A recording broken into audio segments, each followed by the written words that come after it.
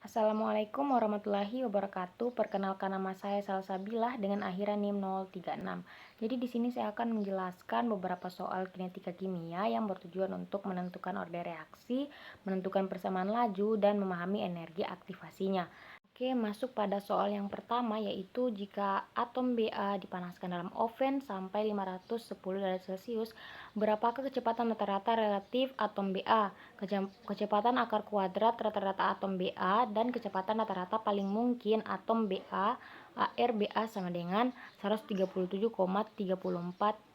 Hal pertama yang wajib dilakukan adalah menyamakan satuannya dahulu, di mana suhunya di situ 510 derajat Celcius itu harus diubah ke Kelvin, di mana T sama dengan 510 ditambah 273 menghasilkan 783 konstanta. Nah, kemudian massa molarnya yaitu 137, gram per mol itu menghasilkan 0,13734 kg per mol. Nah, kenapa dia harus diubah? Karena semua rumus kecepatan gas itu harus menggunakan satuan SI. Kemudian kita menghitung kecepatan rata-ratanya di mana kita menggunakan rumus V sama dengan kuadrat 8RT per PM. Nah, sekarang kita masukkan saja angkanya di mana V sama dengan 8 buka kurung 8,314 buka kurung 783 tutup kurung per pi buka kurung 0,13734 dan menghasilkan nilai 377 meter per sekon. Selanjutnya kita cari kecepatan akar kuadrat rata-rata dengan menggunakan rumus VRMS sama dengan kuadrat 3RT per M. Nah, di sini kita masukkan nilai yang sama di mana VRMS itu 38,314 dengan nilai dari suhunya tadi 783 per dari per nilai dari massa molarnya di mana 0,13734 dengan menghasilkan nilai 337 meter per sekon. Oke, kemudian langkah terakhir itu kita menghitung kecepatan paling mungkin di mana dengan menggunakan rumus Vp di mana sama dengan kuadrat 2RT per M. Nah, di sini kita masukkan saja Vp-nya ini sama dengan kuadrat 8,314.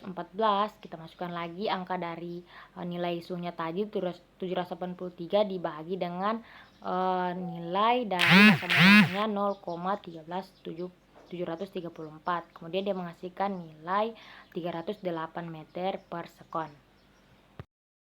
Kemudian kita masuk pada soal 1B di mana di situ diketahui tekanannya 75 torr menghasilkan nilai 9975 PA. Kemudian diameternya 500 pm diubah ke meter menjadi 5,8 kali 10 pangkat minus 10 meter. Nah, kemudian kita hitung jalan bebas rata-ratanya di mana kita menggunakan rumus X sama dengan KT per kuadrat 2 pi D kuadrat pi. Nah, kita masukkanlah nilainya di mana X sama dengan 1,38 dikali 10 pangkat min 23 dengan nilai dari suhunya tadi 783, kemudian kita bahagi dengan akar kuadrat 2pi, kemudian kita masukkan nilai dari atas tadi itu 5,8 kali 10 min 10, kemudian dikuadratkan.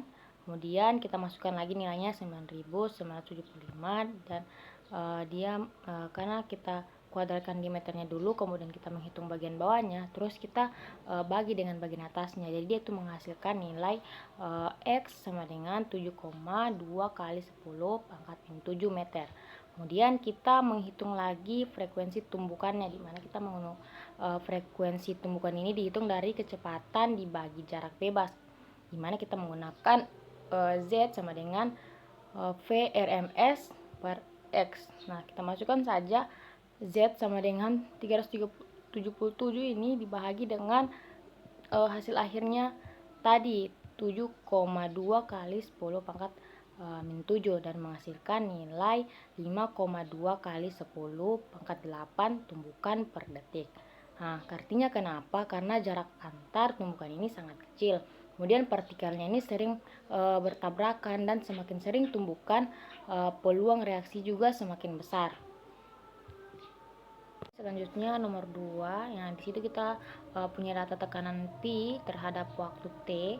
Jadi untuk menentukan orde reaksi kita tidak boleh langsung menebak. Jadi kita harus mengujinya terlebih dahulu. Dimana uji ordenal ini mempunyai ciri yaitu dia itu P bertambah secara konstan terhadap waktu. Kita mencoba selisihnya di mana 122,56 sampai 116,51 menghasilkan 6,05. Kemudian 125,72 sampai 122,56 menghasilkan 3,16. Kemudian yang terakhir 128,74 sampai 125,72 menghasilkan 3,02. Nah, ini itu tidak konstan karena dia bukan termaksud pada orde 0. Nah, kita menguji orde 1. Nah, ciri-ciri untuk menguji orde 1 ini LNP versus T-nya itu harus linear. Nah, jadi kita menghitung LNP-nya itu memakai kalkulator. Kemudian kita lihat selisihnya di mana 4,809 sampai 4,757 menghasilkan nilai 0,052. Kemudian yang kedua 4,833 sampai 4,809 itu menghasilkan nilai 0,024. Nah, kemudian yang terakhir 4,859 sampai 4,833 menghasilkan nilai 0,026. Nah, jadi di sini nilainya itu relatif mendekati konstan atau linear.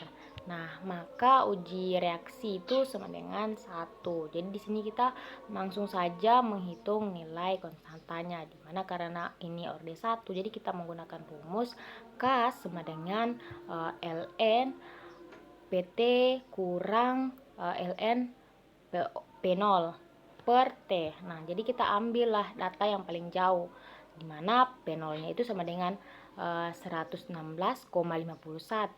ln dengan menghasilkan nilai 4.757. Kemudian yang kedua kita PT-nya yaitu kita ambil 141,37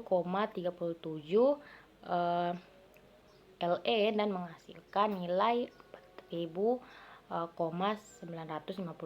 Nah, kemudian yang terakhir itu waktunya atau T-nya itu sebanyak selama 18 menit. Nah, kemudian kita substitusikan nilai K-nya sama dengan 4,952 dikurang 4,757 per 18 menit. Nah, kemudian K-nya lagi kita menghasilkan nilai 0,0108 menit.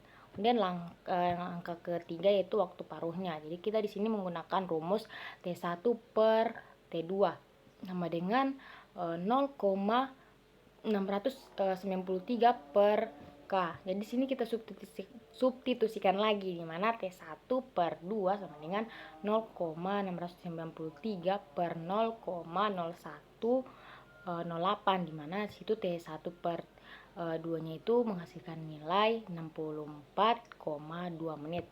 Kenapa T7 per 8 sama dengan T1 per 2? Nah, karena 1 per 2 itu dia adalah 1 kali peluruhan, kemudian 7 per 8 itu dia 3 kali peluruhan. Nah, jadi T7 per 8 itu sama dengan 3 dikali 64,2 menghasilkan nilai 192,6 menit. Nah, kemudian T31 per 32 dia sama dengan 5 kali 64,2 dan menghasilkan nilai 321 menit. Nah, selanjutnya kita masuk pada soal nomor 3, di mana di situ menentukan zat antaranya. Jadi di situ caranya yang sangat penting itu kita bandingkan semua zat di mekanismenya, kemudian dengan reaksi total. Nah, di sini reaksi totalnya itu 2COCl2 ditambah O2 menghasilkan 2CO2 ditambah 2Cl2. Nah, di sini kita lihat mekanismenya. Di sini ada dua zat, ada zat COCl dan juga CLO. Nah, kemudian zat ini itu muncul di langkah reaksi tetapi tidak ada di hasil akhir.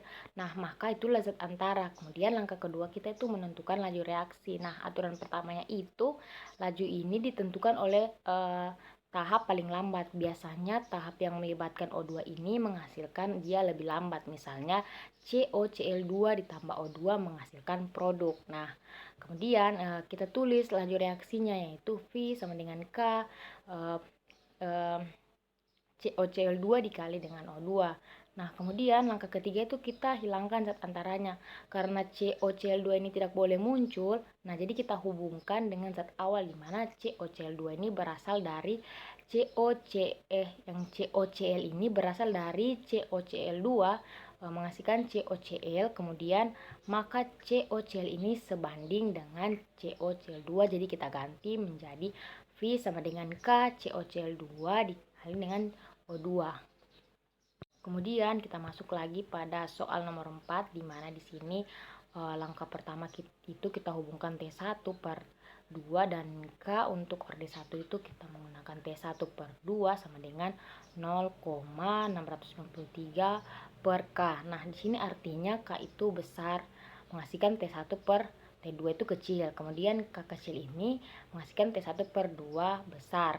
Nah, kemudian kita masuk pada langkah untuk membandingkan data di mana T1 per T2 ini sama dengan 60 menit, kemudian T1 per 2 ini sama dengan 20 menit, sama dengan T1 per 2 ini 20 hari sama dengan 28,800 menit. Nah, kemudian kita bandingkan K1 dan K2-nya ini. Nah, di situ K1-nya 28.800 dan K2-nya 860. Kemudian itu hasilnya 480. Jadi artinya reaksi pertama ini 480 kali lebih cepat. Nah, jadi kita hubungkan lagi suhunya di mana dari konsep Arrhenius ini suhu naik itu dia menghasilkan energi, partikelnya juga naik, kemudian tumbukannya juga lebih sering dan efektif, dan juga laju reaksinya ini meningkat.